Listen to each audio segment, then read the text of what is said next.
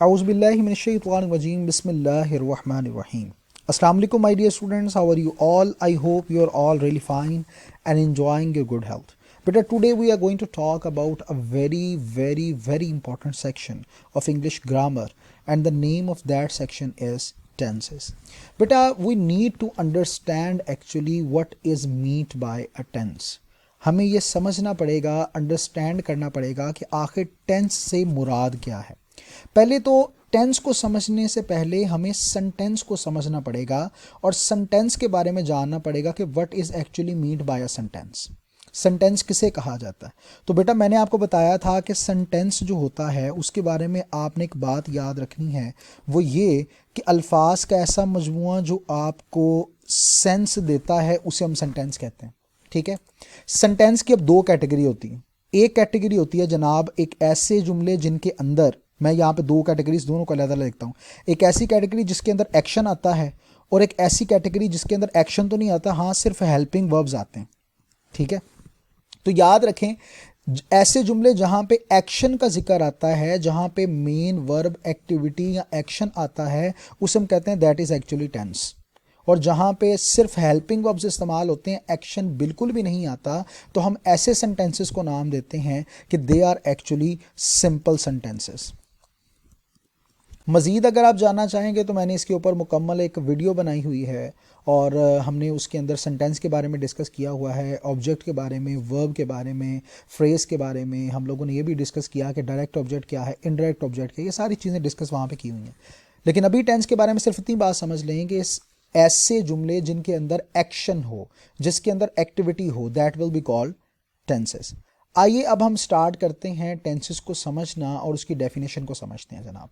Tense असल में क्या है कि डिफरेंट वर्ब्स का इस्तेमाल है सेंटेंसेस के अंदर ताकि एक्शंस जो हैं उनको इंडिकेट किया जा सके, उनको बताया जा सके। ठीक है, वही जो मैंने आपको बात बताई सिंपल से छोटे वर्ड्स में।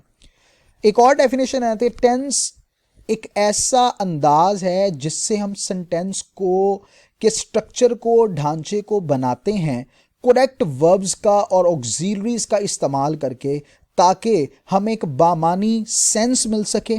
ठीक है, किस चीज की, कि कब कोई बात हुई या कब कोई एक्शन जो है वो रूनुमा हुआ, यानी एक्शन के रूनुमा होने में क्या वक्त था, उसके बारे में जो चीज बताती है उसे हम टेंस का नाम देते हैं। क्लियर है जी, ये बात डन है। आइए अब आगे बढ़ते हैं। याद रखें कि इंग्लिश लैंग्वेज के अंदर 6 वर्ब टेंसेस होते हैं। 6 verb tenses.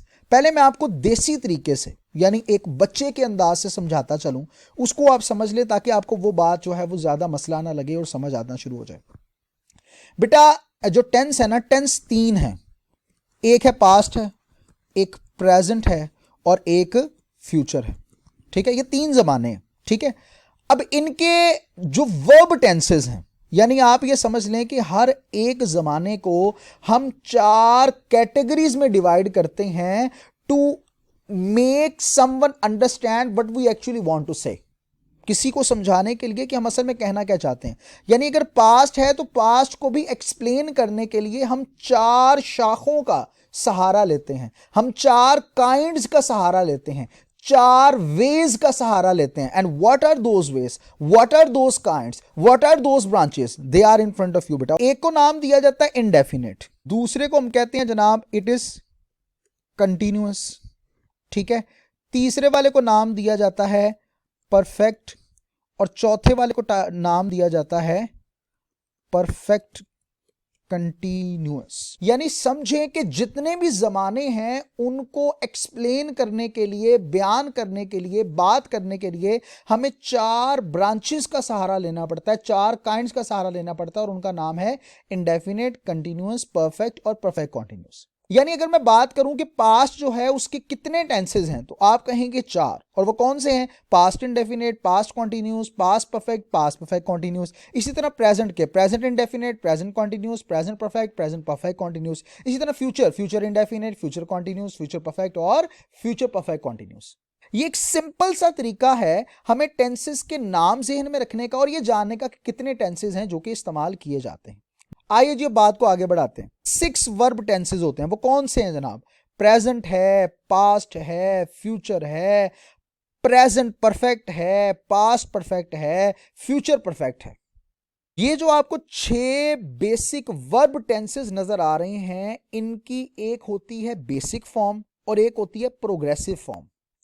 Basic form, progressive form, basic form, progressive form. जो बेसिक फॉर्म है उसमें क्या, जो प्रेजेंट टेंस है, अगर आपको इसमें फर्स्ट फॉर्म ऑफ वर्ब नजर आए तो इसका मतलब है कि वो टेंस कौन सा बन जाएगा, उस टेंस को हम नाम देंगे कि वो है प्रेजेंट इंडेफिनिट।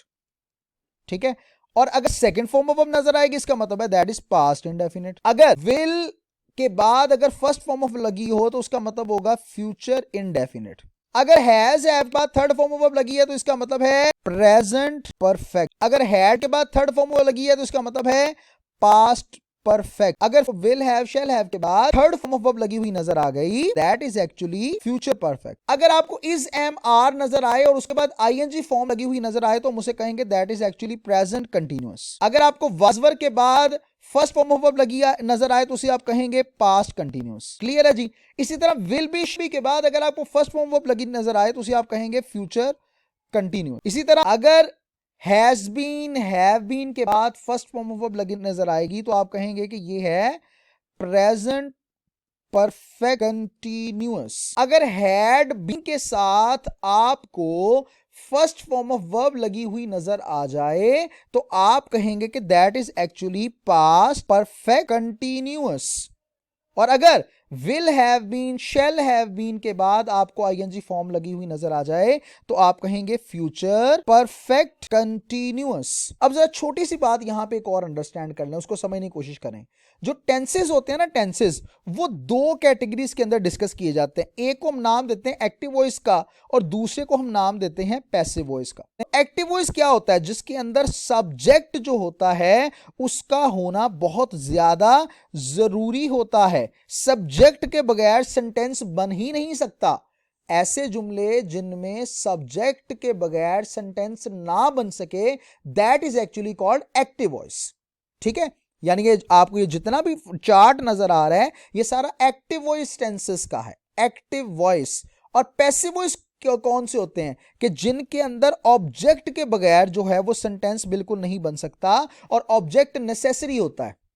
अब मैं आपके सामने एक और फ्लो चार्ट के जरिए से, एक और अच्छे अंदाज से कि टेंसेस के एक्टिव वॉइस सेक्शन को हम किस तरह से समझ पाएंगे कि कौन कौन सी फॉर्म ऑफ वर्ब किस किस टेंस के साथ आती है, उसके बारे में अब डिस्कस करने जा रहे हैं। अब इसको बड़े ध्यान से समझिएगा जनाब। जो प्रेजेंट इंडेफिनिट टेंस है इसके अंदर जो हेल्पिंग वर्ब इस्तेमाल किया जाता है वो होता है डू और डज। और डू और डज के बाद हमेशा फर्स्ट फॉर्म ऑफ वर्ब का इस्तेमाल किया जाता है।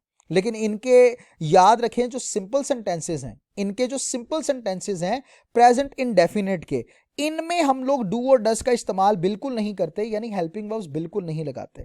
जब हेल्पिंग वर्ब्स नहीं आएंगे तो क्या होगा, वहां पर ही, शी, इट और सिंगुलर नाउन के साथ, नाउन क्या होता है, नाम, कोई भी नाम, तो नाउन के बारे में याद रखें जो सिंगुलर नाउन है, जैसे बॉय ये सिंगुलर है तो ही, शी, इट और सिंगुलर नाउन के साथ हम जो वर्ब लगाएंगे, एक्टिविटी लगाएंगे, उसमें एस या ईएस का इजाफा हम लाजमी करेंगे, ये बात याद रखिएगा। ठीक है। और अगर इसी तरह सिंपल सेंटेंसेस में आपको सब्जेक्ट में आई, वी, दे, यू और प्लूरल नाउन नजर आए तो इनके साथ आप एस या ईएस का इजाफा बिल्कुल नहीं करेंगे, ये बात याद रखिएगा। प्रेजेंट इंडेफिनिट के बारे में मैंने आपको बताया कि इसके साथ हम यूज करते हैं हेल्पिंग वर्ब डू डज और फर्स्ट फॉर्म ऑफ वर्ब का इजाफा किया जाता है। इसी तरह प्रेजेंट कंटिन्यूस की बात करते हैं तो प्रेजेंट कंटिन्यूस में is, am, are helping verb के तौर पे इस्तेमाल होते हैं और first form of verb plus ING का इस्तेमाल किया जाता है।